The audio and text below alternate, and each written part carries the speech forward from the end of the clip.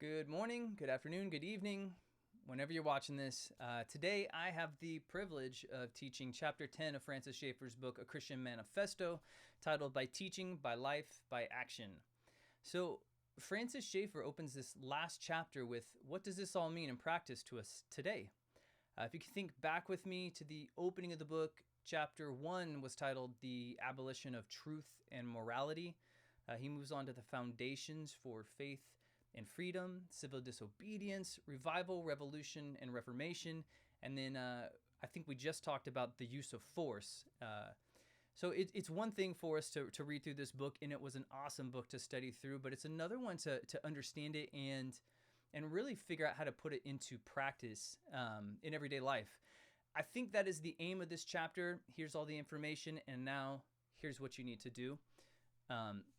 So Francis Schaeffer continues to plug the idea that we as Christians have failed to see the totality of the opposing worldview. He says, we have been utterly foolish in our concentration on bits and pieces and in our complete failure to face the total worldview that is rooted in a full view of reality.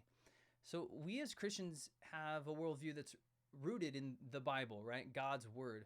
But if our worldview is derived from what Francis Schaeffer calls a material energy and chance worldview, then we'll come to a completely false view of reality, and therefore the wrong ideas about government and laws. There really is no way for us to have an objective reality, and so all we are left with is moral relativity. What we see most common in culture right now is people talk about my truth, your truth, as if there were all of these individual truths that are not universal, right? Another word for this is standpoint epistemology. So whatever a person feels true or feels to be true, then that is truth. Y'all remember that song, if it makes you happy, what? It can't be that bad, right? So this kind of thinking, though, that moral ethic or whatever has led to the perversions of sexuality, the idea that there are an infinite number of genders based on how a person feels that day. I think they call it gender fluidity, right? And the thing that should be obvious to us as Christians is that without Christ, and I forget whose quote this is, so sorry, but without Christ, there's chaos, right? It's Christ or chaos. And it's pretty obvious today that as we as Christians have removed ourselves from government and culture, what? There's chaos in the world. It's at this point that Francis Schaeffer then calls on us as Christians to recognize that, calls on us to recognize basically that if there are laws that are contrary to God's law, then the authority of those laws are abrogated. So we've talked about in previous chapters that we need to respond to government and civil authorities in the appropriate ways in defiance to tyranny. I kind of view this as essentially that we are on the defensive. But we also, while we're on the defensive, we do need to push back in any legal means. So through the courts, through law, possible, right? So what are our means? We have voting, right? And personally, I think localism is key here for us as Christians. You hear social media, mainstream media, whatever, right? Even Christian bloggers, they talk about Christian nationalism or the rise of Christian nationalism. It's like a boogeyman term. But I think if they were to fear anything, they need to fear Christian localism. And that really is the way forward for us, to be involved in our local towns, our local communities, on the small scale, right? Because that's really where the change is going to take place. We've talked about physical force, but that literally that is our last resort. I think it was Brother Phil. He put something up on social media that was quoting Frederick Bastiat, and it says, nature, or rather God, has bestowed upon everyone the right to defend his person, his liberty, and his property. So currently we're seeing the trial of Kyle Rittenhouse. And I personally, I believe that watching all the video and everything, I think it is a pretty obvious case of self-defense. And even if it is proven that it was, I think it's also very clear that media and government and leftist culture want to show us and make a point that even though you have a right to defend yourself, we're going to make it very difficult for you on the back end of that. Yeah, you may have had the right, but we're going to chip away at your Second Amendment rights and your right to defend yourself by making it difficult through the courts, right, through law, and through the media, defaming people.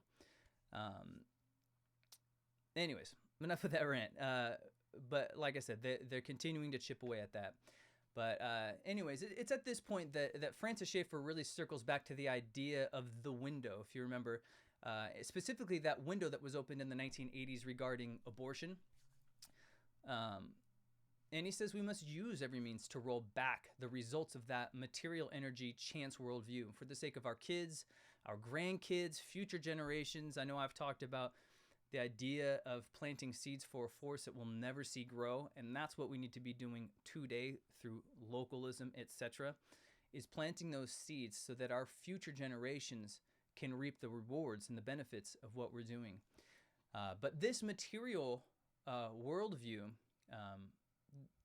has produced the world's worst dictators, the worst authoritarians. You look at Mao, Stalin, fill in the blank, right? We all know terrible dictators. This is a humanistic material worldview government idea, and it's sometimes referred to as institutionalized atheism. But ultimately, what does it produce? It dehumanizes and kills because it can't make sense of who man is and what man is. Essentially, they have no answer to that question. Whereas the Bible, what does the Bible do? It gives us answers to who we are. We're made in the image of God. We are intrinsically valuable. You know, God created all the animals, but there was something very special and specific about humans that he breathed life into them, right? So we're not disposable, but with an atheistic worldview or a material energy chance worldview, right, people have no intrinsic value, and so they're disposable. Just as our current culture has determined that preborn babies, human beings, are disposable. So again, we must take a stand politically, legally, and culturally in every way we can, but we should also provide the Christian alternative. So really, they're kind of two pillars here, right? We got to be in culture. We got to do all the legal means possible, courts, voting, etc. But instead of always pointing out what we're against, right? On social media all the time, we're always posting, here's what we're against. I don't like this going on in society. Well, rarely do we see somebody going, here's the alternative. And that's the other pillar that we need to be focusing on. So he talks about the Christian Legal Society, pregnancy crisis centers. We obviously have Christian education, but we shouldn't stop there, right? Christ is king over all spheres of life. And so delis, Christian construction companies, Christian insert any career, anything. That's what we need to be doing, is setting up that parallel society or that alternative, right? I know there's been talk of a Christian parallel society. I think that is a very valid idea, but it's in tandem with using all the legal means in law and government now for our favor. So he points out, though, we got to move beyond words, and we have to be setting up this infrastructure, these institutions for that Christian parallel society that gives the humanists the alternative. Because ultimately, reality reasserts itself, right? Eventually, the left and that culture of death, it will collapse, right? Because reality does reassert itself. So again, legal, political means need to be used alongside the Christian alternatives.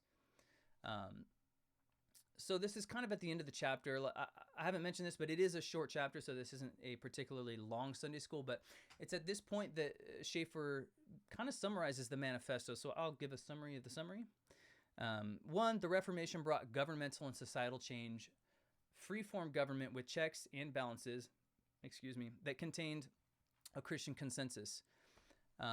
2, people came into the U.S. that had no Reformation background to enjoy the freedoms derived from that Reformation. So people came in without the background, the reformational background. And so they didn't understand the freeform government and all the things that had been set up by our founding fathers. And because of that, these rights and this foundation have been slowly chipped away at, slowly eroded. 3, the introduction of a material energy chance worldview has shifted law and culture from one that has a basis for objective morality to one that is relativistic, and thus it affects our basis for law and government. 4, the worldview that birthed the United States has lost influence in the government, education, and the public square. As a result, the material energy chance worldview that has slowly restricted and taken away our freedoms and will lead to arbitrary law, right? Because we have no foundation for morality, so our laws will not have any objective foundation. And authoritarianism, because as society gets rid of objective morality and becomes more chaotic, more authoritarian leaders will step in to take control of the chaos. 5, now more than ever, we need to take a stand against their absurd worldview and do what is needed to break the authoritarian hold of their worldview. 6, if we can break the authoritarian hold, we can move closer to what was intended for our country, that involved freedom for all, liberty, justice, freedom of religion, most importantly, and freedom of speech. And I think with freedom of speech, we all have felt the sting of big tech censorship at some point. If you're active on social media and you are posting things that are consistent with the Christian worldview, it's hard to see how you've not been censored at some point. I've had posts completely taken away, and been warned that they're going to delete my account, whatever. And lastly, 7, if we can roll back that censorship, Reformation Christianity can compete in the marketplace of ideas and bring back the basis for the form freedom balance in government and culture. It is our responsibility as Christians to show this unique worldview and the salvation for individuals and society by teaching, by life, and by action.